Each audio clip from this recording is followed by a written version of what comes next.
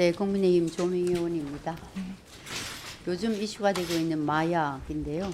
저도 마약에 대해서 질의하겠습니다. 처장님, 네, 지난해 본의원이 질의했던 마통 시스템에 좀 문제가 있다는 걸 지적했었는데 기억하시죠? 네, 네.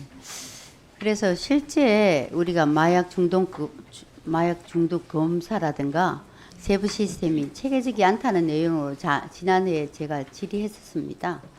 그런데 1년이 지난 지금 제가 이제 보면 의사나 교사, 공무원 등 32개 지역군이 마약 중독 검사를 받아야 하는데 검사 기관마다 검사 기준 마약 종류 등이 달라서 현장 혼란이 굉장히 많다는 것을 지적했었는데 1년이 지난 지금에 어떻게 생각하세요?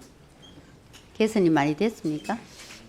예, 이 부분에 대해서는 아직 네. 개선을 해야 된다고 생각합니다, 의원님. 네. 근데 특히 제가 지적했던 공직자 및 전문직과 같이 국민 생활과 안전에 직접적 영향을 미칠 수 있는 직업인에 대한 세밀하고 엄격한 마약 검사 제대로 이루어지고 있지 않다고 생각합니다. 그런데 그 예를 보면 지난 8월 서울 용산구의 한 아파트에서 추락해서 사망한 경찰관에서 필로폰을 비롯한 케타민, 엑스시 등 마약 성분이 검출되지 않습니까? 네, 예, 이 경찰관은 해당 아파트에서 열린 이른바 집단 투약 의혹 모임에 참석했다가 14층 높이에서 떨어져 사망했지요. 예, 본연이 그리고 최근 육군 검찰단으로부터 제출받은 군인 군무원 마약 관련 처벌 현황 자료에 따르면 2021년에 9건, 2022년에 8건이었는데 적발 건수가 지난 6월 30일 반년 만에 11명까지 기록됐습니다. 또한 2016년부터 올해까지 적발 건수가 80건가량 됐는데 재판에 회부된 실형을 선고받은 경우가 단 5건에 불과한 것으로 나타났는데요. 맞습니까? 네, 지금 자료로 보면 맞는 것으로 판명됩니다. 네, 처장님, 우리 시학처에서 지난 13일 본 의원실에 제출한 주요 업무보고 서면 자료를 보면 마약류 접근 차단을 위해 지난 4월 민관 협업 마약류 오남용 감시단 조금 전에 보고하셨죠. 네, 그래서 예방이나 차단, 재활을 기본적으로 빅데이터 분석을 통해서 아주 집중적으로 점검하시겠다고 오늘 보고도 하셨는데 네. 그동안에 뭐 실적이 있습니까? 예, 의원님 아시겠지만 작년에 의원님들께서 도와주셔서 올해 마약안전 기획관 자리가 이제 정규 직제화가 되고 올해 그 오남용 TF와 마약 예방 재활과가 신설되었습니다. 네. 그래서 이 신설된 것이 이제 시작을 한 차례이기 때문에 앞으로 네. 이런 부분에 대해서 좀 더 살펴보도록 하겠습니다. 예, 말씀대로 야무지게 네, 잘 좀 세밀하게 치밀하게 좀 실적을 내시기 바랍니다. 네, 알겠습니다. 네. 지난 4월 그리고 본원이 건강심평원에 제출받은 자료에 따르면 참 문제입니다. 20대 마약 중독 환자가 근 5년에 2.7배가 늘어났어요. 아시죠? 네, 예. 굉장히 엄중하게 생각하고 있습니다. 네. 10대 환자의 증가폭 또한 20, 30대를 제외한 전 연령대 가운데 가장 컸습니다. 이처럼 마약이 미래 세대인 청년층까지 범람하는 상황에서 공직사회에도 깊게 뿌리를 내린다면 우리 사회는 더 이상 존속하기 어려운 마약 청정국 단어조차 쓸 수가 없습니다. 처장님, 그래서 보다 엄중한 경각심을 가지고 강력한 마약 관리 시스템을 확립하시길 강력히 촉구를 합니다. 네, 특히 앞서서 발표된 마통 고도화 계획에 최근 심각성이 엄청 드러나고 있는 가운데 신종 마약에 대한 체계적인 검사, 적발, 기능 강화도 특히 반영해 주시길 바랍니다. 네, 의원님. 특히 전통적 마약으로 분류되는 필로폰, 대마, 코카인 외에 마약성 진통제, 펜타닐, 흡연용 환각제, 합성 대마, 동물용 마취제, 케타민 등 신종 마약 관련 적발 건수도 증가되는 추세죠. 네, 네. 실제 관세청에 따르면 지난해 세관에서 단속된 신종 마약류가 전년 대비 87%가 증가된 266kg 108억 원 상당의 양이라고 합니다. 참 걱정입니다. 그래서 우리가 오늘 이후에도 제가 두 번째 질의입니다만은 아마 오늘 마약에 관해서 많은 의원님들께서 질의하실 건데 예, 여러 가지를 정말 치밀하게 시각처에서 다른 업무도 바쁘시겠지만 정말 시스템 지난번에 저희가 전체 회의할 때도 그랬는데 보건공단하고 시각처하고 마통 시스템이 공유가 되지 않았어요. 자료가. 그건 어째 좀 개선이 됐습니까? 예, 그 부분에 대해서는 지금 마약이 보험으로 되는 것이 있고 또 비보험인 것들이 많습니다. 네. 그래서 이것이 좀 일부만 되는 그런 지금 한계점이 있어서 아직 네. 그 완전하게 바로 적용하기는 어려운 실정입니다. 네. 예. 특히나 우리 공직사회 네. 작년에 올해 또 네. 제가 네. 질의를 하는데요. 네. 공직사회 마약 이건 정말 심각합니다. 특히 군인, 경찰 문제지 않습니까?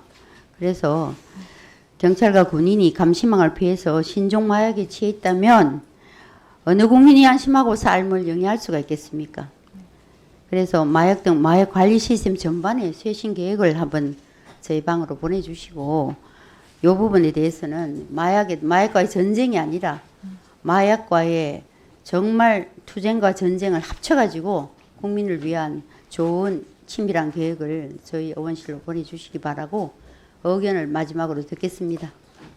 네, 일단 그 신종 마약의 경우에 있어서는 일단 써도 걸리지 않는 마약이 임시 마약이고 쓰면 걸리는 마약이 신종 마약인데 중요한 것은 해외에서 들어오는 임시 마약을 신종 마약으로 지정하기까지 걸리는 시간이 짧을수록 우리가 촘촘한 안전 관리를 할 수 있습니다. 그래서 원래 이 신종 마약 지정에 걸리는 기간이 재작년만 해도 61일이었습니다. 근데 작년에 52일이 걸렸고요. 올해는 좀 더 모든 정결 시스템을 혁신적으로 단축해서 올해 40일 이내로 목표를 하고 있고 또 임시 마약에 대한 데이터베이스 관련해서 유엔 마약범죄 사무소와도 긴밀히 교류를 하고 있습니다. 네. 예, 수고하셨습니다. 다음은 존경하는 강선우 의원님 질의해 주십시오. 네. 국민의힘 조명 의원입니다. 처장님. 최근 논란이 된 의약품 비대면 중고거래 플랫폼 네. 잘 아시죠? 네.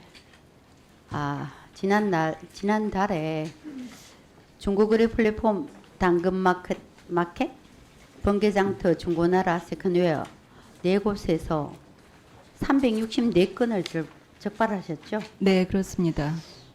예, 그 중에는 뭐 피부질환 치료제가 104건이 있고, 뭐 탈모 치료제, 소화제, 영양제, 혈압약, 당뇨약, 정말 다양한 약품이 정말 불법이랄까? 완전 이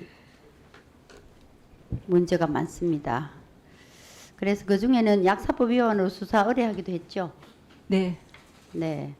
오늘 하여튼 식약처 우리 질의에 앞서서 오늘 참고인으로 출석하신 플랫폼 가운데 하나인 세컨웨어 우리 윤호준 대표님 단상으로 나와주시기 바랍니다. 윤 대표님 오늘 출석하시느라 긴장하고 계시죠? 맘 편히 뭐 예스 노로 하시면 됩니다. 네. 해당 플랫폼에서 출처불명의 의약품 거래하셨죠? 몇 건 정도 됩니까?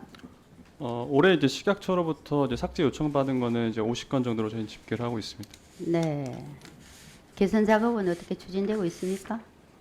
네, 뭐 적발 이후에 저희가 이제는 전체 상품에 대한 이제 모니터링을 실시를 하고 있고요. 그 중에 이제 의약품 게시물이 이제 올라온 경우에는 이제 바로 삭제 조치를 하고 그 게시물을 등록한 이제 등록자분의 그 계정은 정지를 좀 하고 있습니다.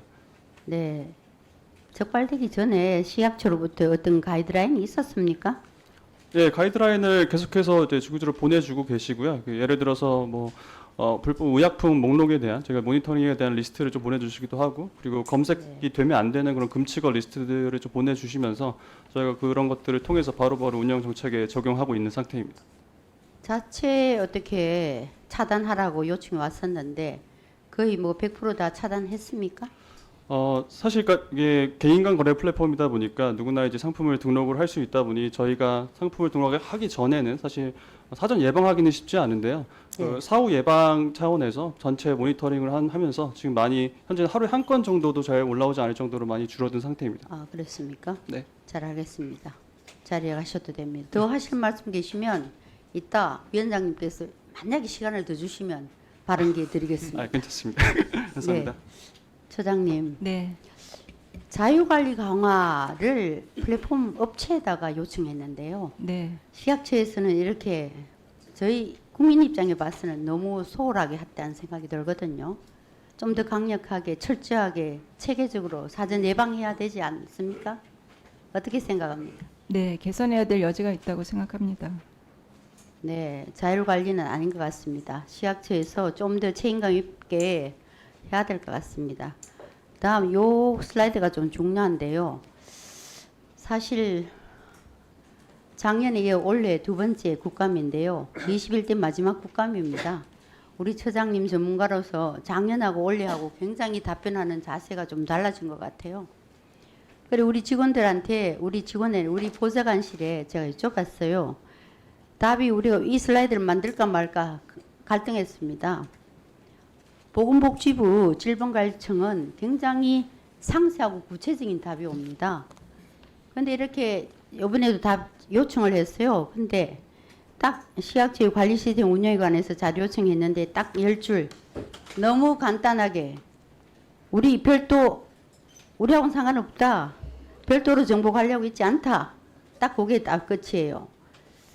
그러니 물론 마지막 국감이고 가급적이면 간략하게 하는 게 좋을 수는 있으나 오늘 오전에도 계속 우리 처장님이 좀 더 아주 구체적으로 진정성 있게 좀 답변하고 했으면 오전에 우리 의원들끼리 약간의 그런 좀 뭐라 그럴까?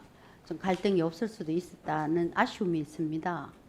그래서 우리가 이게 지금 정체불명의 의약품이 지금 거래가 아주 그냥 불법이랄까? 잘못 거래되고 있는 상황이 있고 식약처에 민원이 굉장히 많이 들어옵니다. 그런데 늘 저희가 해보면 보건복지부하고 질병관리청하고와는 식약처하고는 굉장히 답변에 차이가 있습니다. 그래서 아마 마지막 국감이라서 그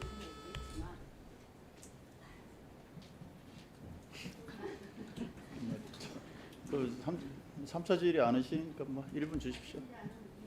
아 1분 다른 분들. 네.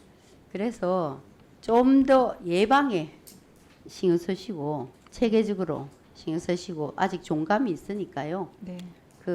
제가 자료 하나 또 요청하겠습니다.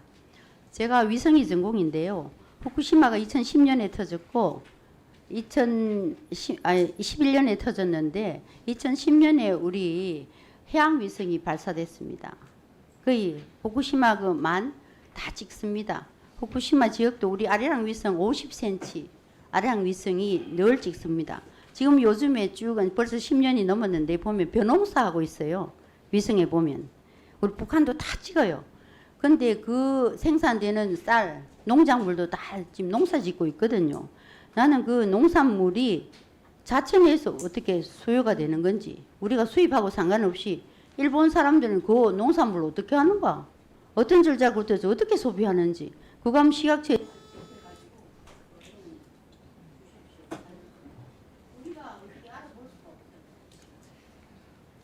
예, 그거는 일본의 상황이기 때문에 저희가 가능한 노력을 해보겠습니다, 의원님. 네.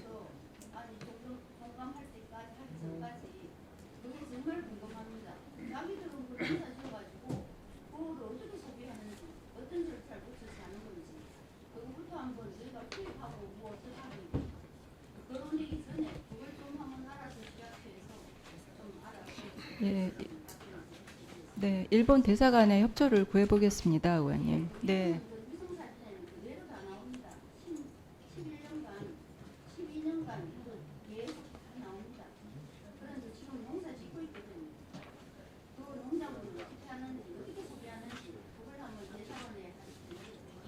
후쿠시마 현을 말씀하시는. 네. 네, 한번 예.